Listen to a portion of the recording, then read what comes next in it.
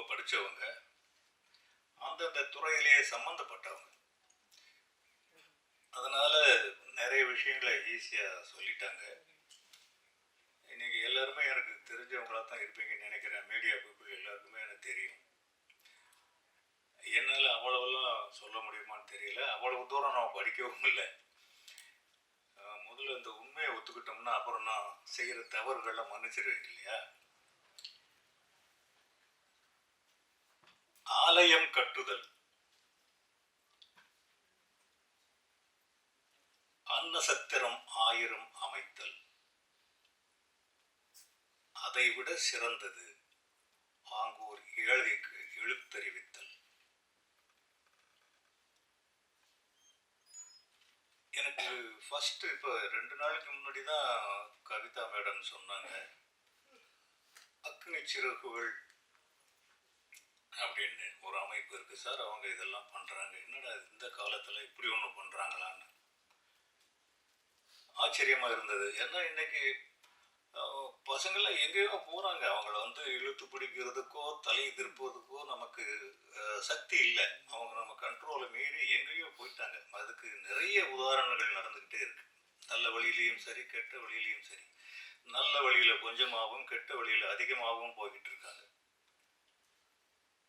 இவங்களை நல்வழிப்படுத்துறதுக்கு அந்த ஒரு முயற்சியில இறங்கின அக்குனி சிறகுகள் அமைப்புக்கு திரு ஜான் பிரீட்டோ அவர்களுக்கு 1000 முறை கைதட்டினாலும் தகும். ஏன்னா இப்படி ஒரு இன்னைக்கு நிறைய பேருக்கு பொழுதுபோக்கு அம்சங்கள் நிறைய இருக்கு, அதுலதான் கான்சென்ட்ரேட் பண்றாங்க. பொதுவா இன்னைக்கு பசங்கள்லாம் பாத்தீங்கன்னா அந்நிய நாட்டு கனவை அண்ணாந்து பார்த்துட்டு இருக்கான். அங்கதான் சம்பாதிக்க முடியும், அங்கதான் வேலை பார்க்கணும். எல்கேஜியில சேர்க்கும் போது பேரண்ட்ஸே அயல் நாட்டு கனவோட தான் சேர்க்கிறாங்க. ஜப்பான் போவானா, அமெரிக்கா போவானா, துபாய் போவானா. இப்போ சமீபத்தில் நான் துபாய் போயிட்டு வந்தேன், இந்த ஹபீபி படத்தினுடைய விளம்பர நிகழ்ச்சிக்காக. அங்க தமிழ் தான் நிறைய பேசுறாங்க. அடுத்தது மலையாளம் பேசுறாங்க. ஆனா மலையாளம் தான் அதிகம் போல இருக்கு பேசுறாங்க. அப்படின்னா இங்க என்ன இந்தியாவிலயோ தமிழ்நாட்டிலயோ ஒண்ணுமே இல்லையா என்ன? நிறைய இருக்கு. ஆனா நம்ம தலை நம்ம நாட்டை பார்க்கறதே கிடையாது. இந்த மாதிரி சமயத்துல அக்குனி சிறகுகள் கொடுத்த ஜான் பிரீட்டோவுக்கு ரொம்ப பெரிய பொறுப்பு இருக்கு. அந்த பொறுப்பு அவரு யார் அவருக்கு தூண்டுனாங்களோ என்னமோ தெரியாது, அவர் வந்து இதை முயற்சி எடுத்திருக்காரு. கிட்டத்தட்ட இன்னைக்கு இலவச கல்வி கொடுக்கறது அப்படிங்கிறதும், அதை விட பெருசு வேலை வாய்ப்பை உருவாக்கி தருவதுங்கிறதும். அதாவது நம்ம பிள்ளைங்க படிக்கிற பிள்ளைங்களை நம்ம நாட்டிலேயே தங்க வைக்கணும்.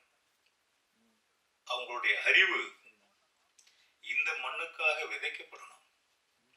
இந்த தொண்டு செய்யற திரு ஜான் பிரீட்டோ அவருக்கு எவ்வளவு சப்போர்ட் பண்ண முடியுமோ அவ்வளவும் சப்போர்ட் தான். அவரால் தனிப்பட்ட முறையில் அதை செய்ய முடியும். ஆனா செய்யறாரா எப்படின்னு எனக்கு தெரியல. அவருக்கான ஆதரவையும் உதவிகளையும் நம்மளால முடிஞ்ச அளவு செஞ்சாதான் அவரால் இது ரொம்ப பெரிய சாதனை, அதை சாதிக்க முடியும். அவர் செஞ்சிருவார். இல்லைன்னா எப்படி அவருக்கு எந்த நோக்கம்? இன்னைக்கு 1000 வழிகள் இருக்கு வாழ்றதுக்கு, 1000 பிசினஸ் இருக்கு சம்பாதிக்கிறதுக்கு.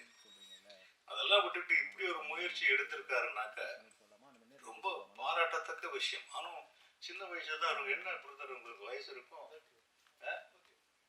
31. என்னுடைய வயசுல பாதிக்கும் குறவு. எனக்கு 72 வயசுங்க. 31 2 பங்குனா கூட 62 தான் ஆகணும்.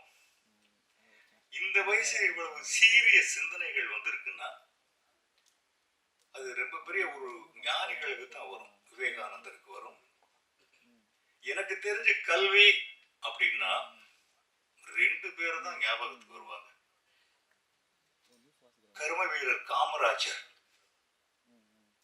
இன்றைக்கு இருக்கிற நிலவரம் வரைக்கும் நிலைச்சு நிற்கிறதுக்கு காரணம் அவர் போட்ட விதை தான். கல்வி அப்படின்னு சொன்ன உடனே ஞாபகத்துக்கு வருது கர்ம வீரர் காமராஜர்.